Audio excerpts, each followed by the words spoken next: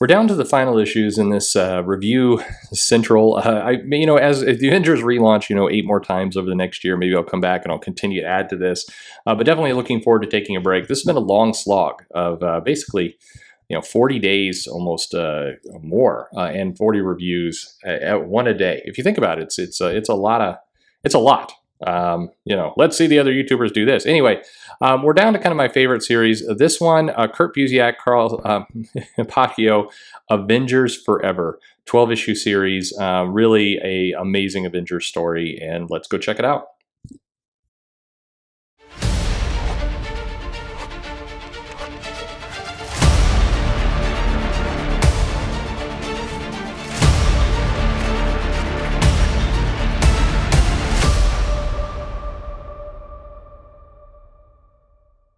Hey everybody, this is Perch. Avengers Forever. If you talk to an Avengers fan, they're probably going to come across this series. They're going to mention this as one of their favorites.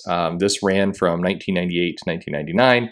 It was a tight 12 months, 12 issues. Kurt Busiek, Roger Stern, Carlos Pacheco, as I mentioned, Jesus Marino, and this was a pretty impressive series. And what's interesting is that originally, there was a series called Avengers World in Chains. And it was intentionally, it was going to be done by Busiek and Pacheco. I hope to interview Busiek at some point, just kind of ask him a little bit more about this part of history. But the series was too similar to Mutant X, and so it was canceled. The pitch was canceled, and they went instead and did this Avengers Forever. And what wound up was a pretty timeless kind of story, like many Avengers things, including Busiek, his own writing with the core title involved Kang. But it's definitely an Avengers story, talks to kind of the heart and soul of who the Avengers are, features kind of Rick Jones as our core character throughout the series, but also Captain America, Yellow Jacket, Giant Man, Wasp, Hawkeye, Songbird, and Captain Marvel. This is a different Captain Marvel, of course, the one we're used to today. This group, though, had a twist. They were all plucked from different times in the time stream.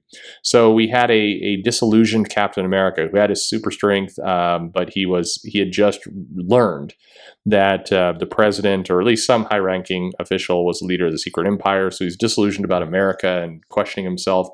Yellow Jacket was unaware that he was Hank Pym, was mentally unbalanced at the time. Hawkeye was more, cocky. And it featured different versions of these Avengers and how they work together.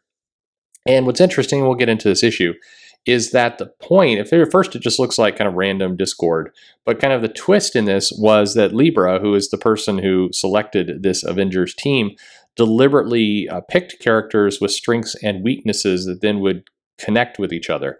And I think, Busiek is showing that he gets the Avengers at a pretty core level, which is, it's very impressive, because not only does he know how to put a team together with their strengths, which if you look at most Avengers series, that's what they do, that's how they tend to start, but also how their weaknesses complement each other, how the weaknesses become strengths when you combine them into certain ways. It's a very interesting twist on kind of the Avengers formation of a team that a lot of people kind of missed, and it made this series so special.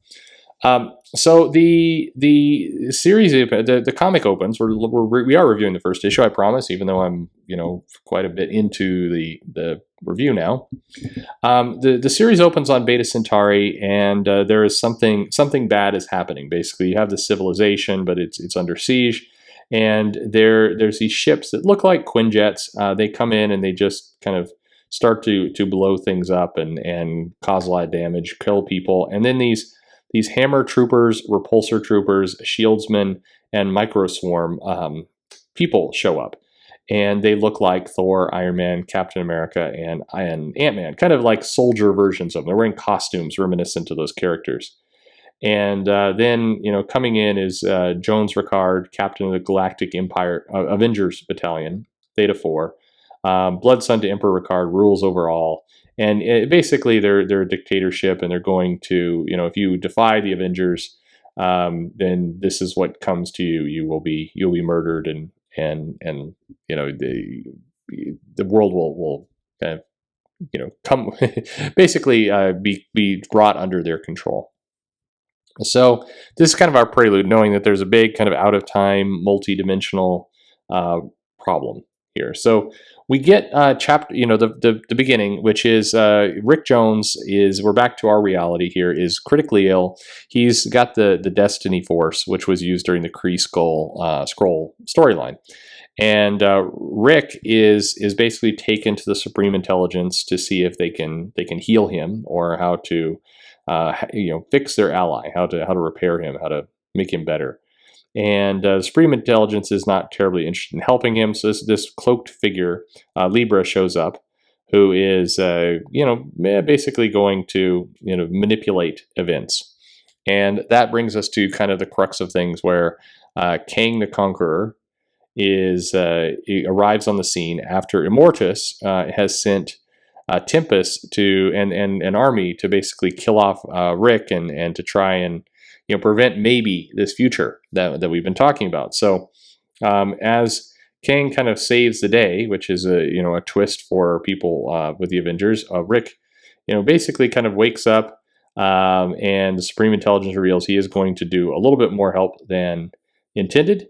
And the Libra as well is going to utilize kind of his powers and his evolutionary potential to bring characters from the different time streams and realities to form this team. And that is what comes. We get this disillusioned Captain America. We get Songbird, Yellow Jacket, Hawkeye, Giant Man, Wasp, and Captain Marvel.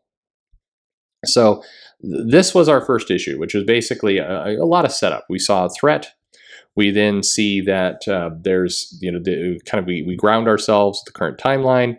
We get the sense that Rick Jones is going to kind of be at the center of this, which makes sense given kind of his original importance to the Avengers. Again, I think Busiek's drawing from a lot of different eras of Marvel history to really pull this together. And like I said, I think he does a great job.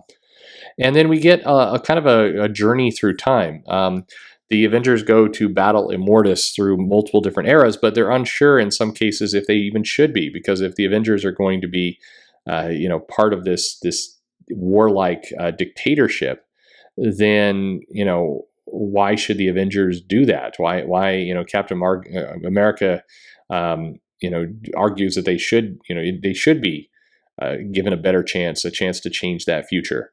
But it's a lot of time. It's a lot of moving through realities, but it's a very dense, and I mean this in a good way, it's a very deep story with a lot of complexity. You can read it multiple times. It's collected nicely for you. And this series is it's a fun read. It's a good Avengers Through Time series. It really talks to the complexity of what the Avengers are all about and why they are who they are as a team. And it's definitely it's one of the highlights, I think, of the Avengers over the last 50 years. This was a good story with a lot of good kind of sci-fi and respect for the history. So I loved it. Curious what you guys think of it. Leave me a comment below if you like this series, Avengers Forever. One of the great Avengers series. Not my favorite, but high up there. Anyway, if you'd like, subscribe, follow me on Twitter or Facebook at Comic Perch. But most importantly, thanks for listening.